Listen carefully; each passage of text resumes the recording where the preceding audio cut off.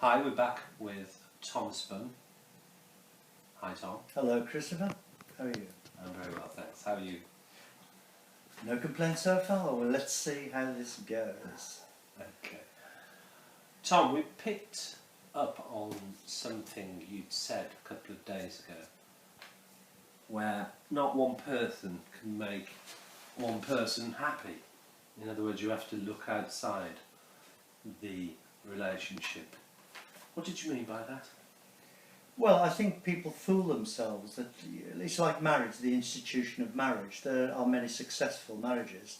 There are many disastrous marriages.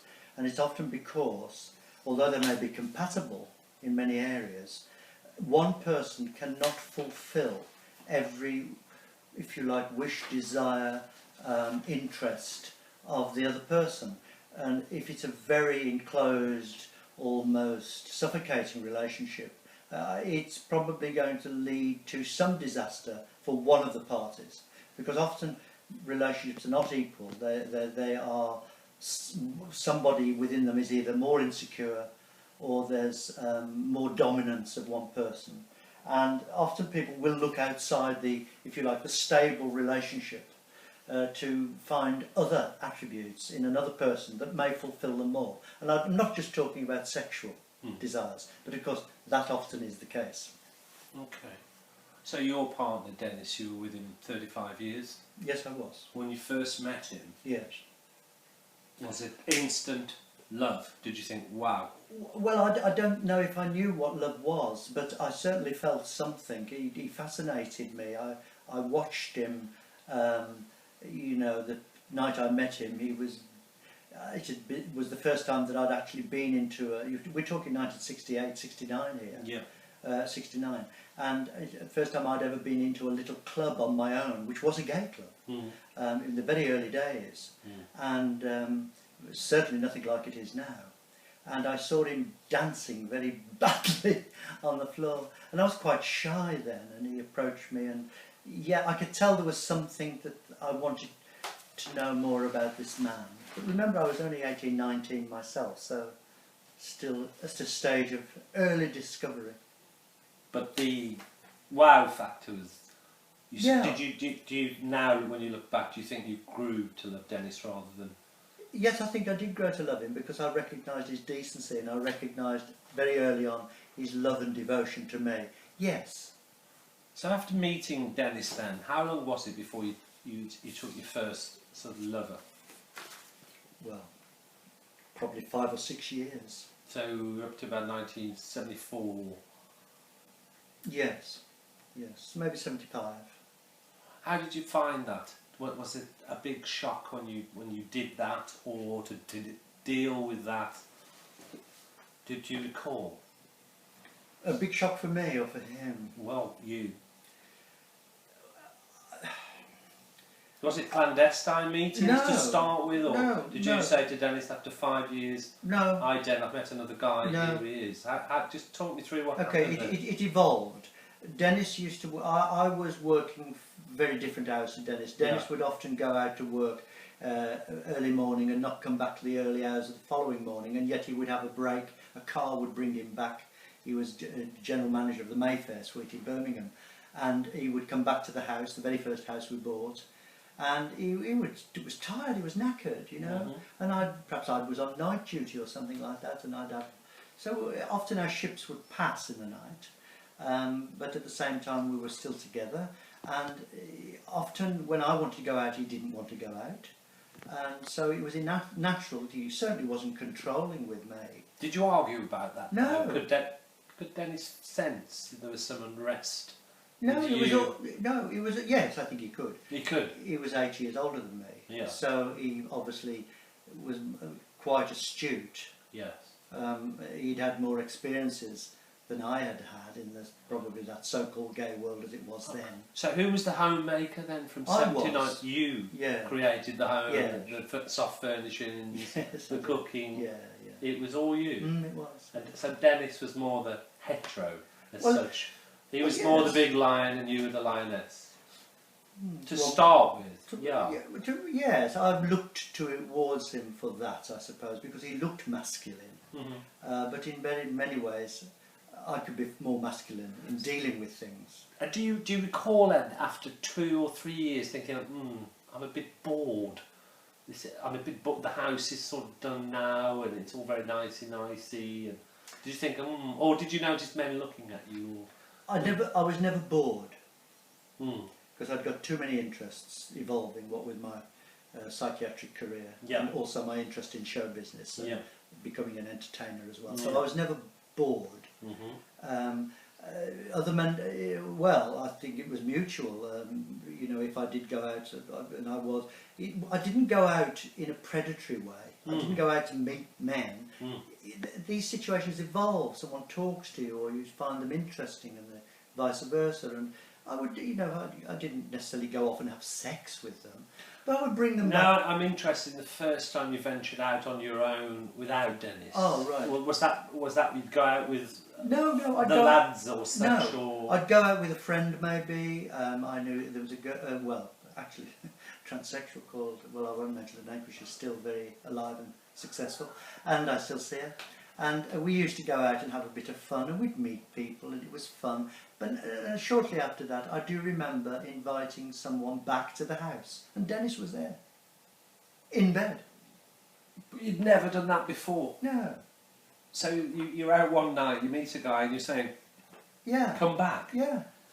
And I explained to him I was with somebody. I said, Yeah. he would be in bed. I said, no problem. We're not necessarily going to do anything. And Did you deal with that well? yeah, I did.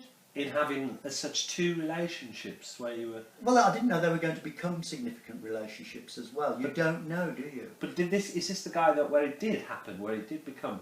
You fell in love with him?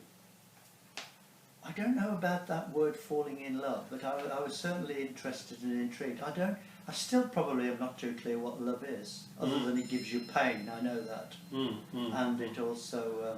So how did that unfold then? So you're with Dennis, the homemaker. Dennis is working lots of hours. Did you conduct this? Was it a full-blown affair? No, they never. No. No.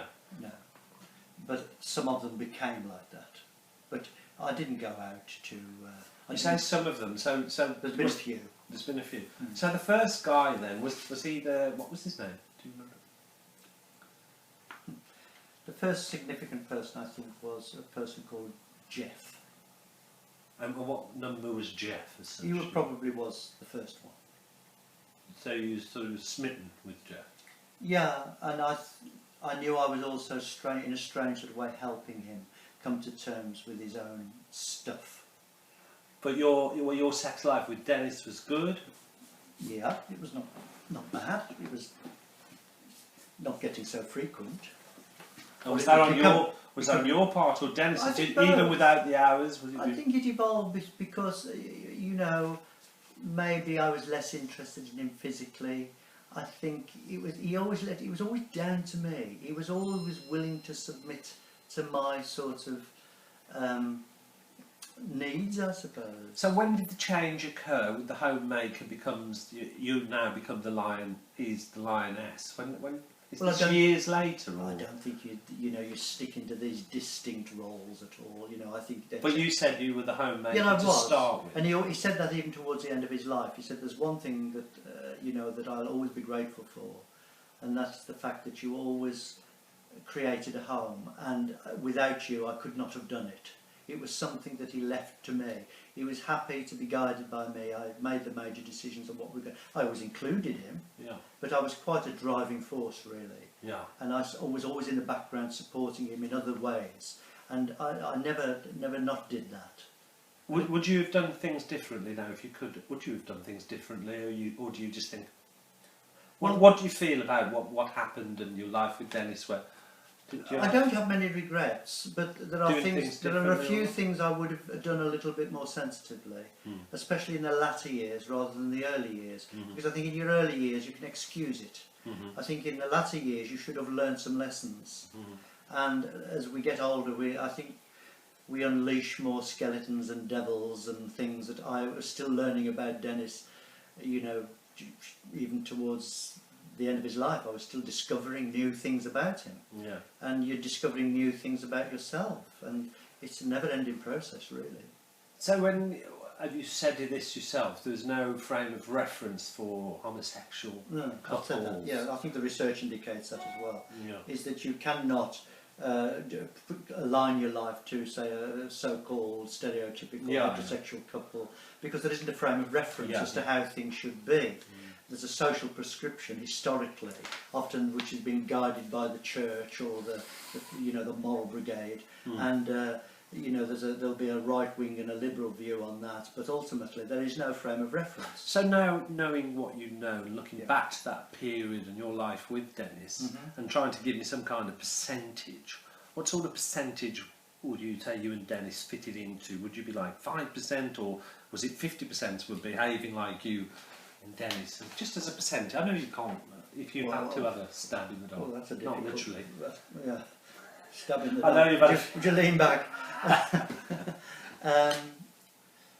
Well, people of mine and Dennis's age group, it was certainly a little bit different, because you have to remember, if you look at now, 2000 and whatever it is, 13, 14, whatever it's going to be, and you look at then, you had to be more interesting in a way, because there weren't the clubs to go and socialise. You couldn't be so free and open, so you made friends. You were invited round to little parties for dinners, things like this. So you met people in different situations. So you met people that were in relationships, that were staying in relationships for a long period of time. Now, I don't know what all their private lives were like, but I think some of them did go off the rails, some of them didn't stay together, some of them are still together to this day.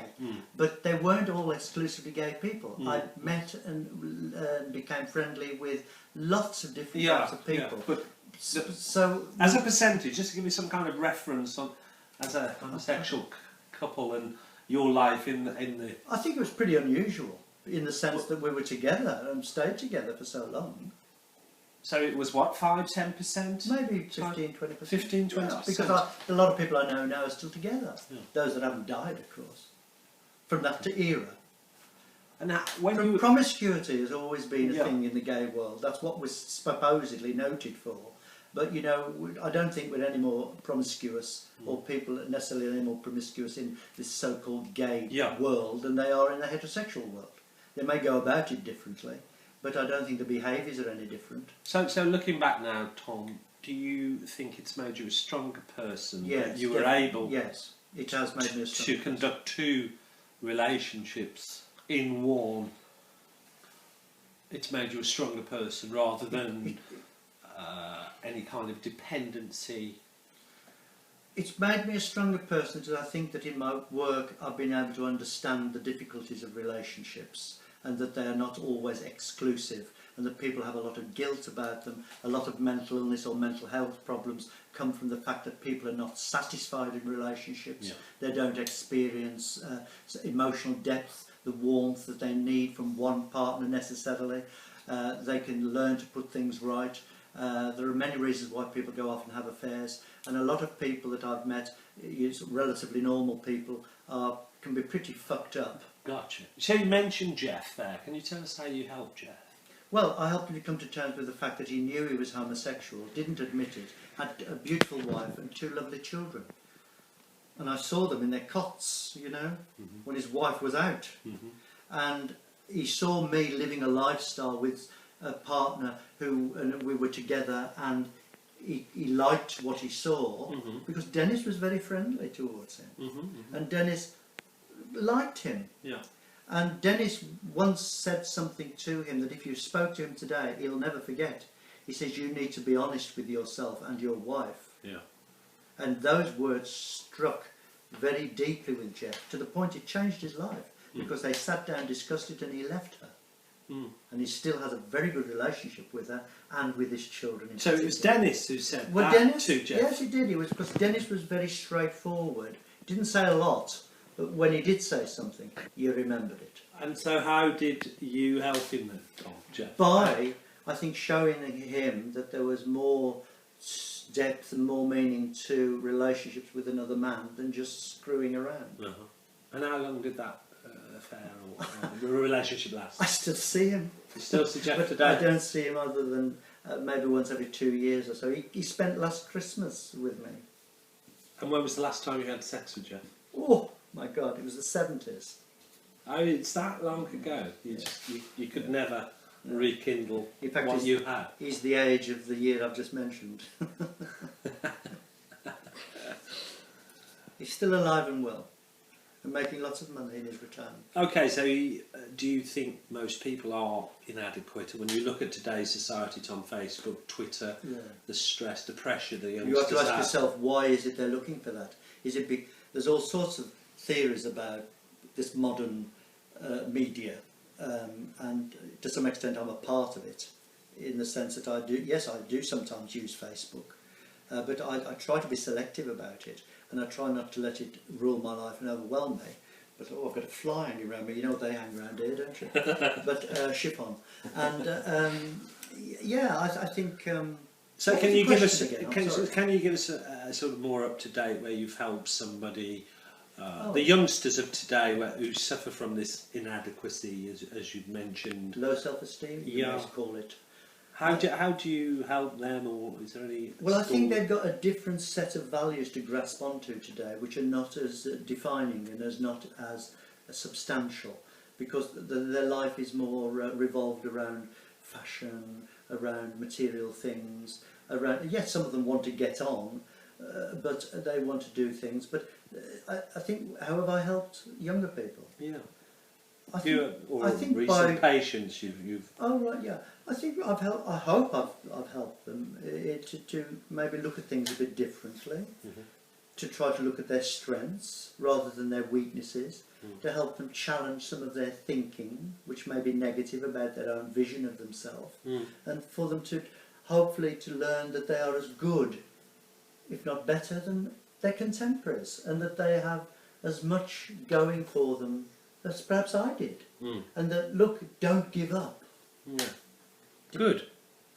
Well, thanks, Tom. That's the end of part 2 of that video.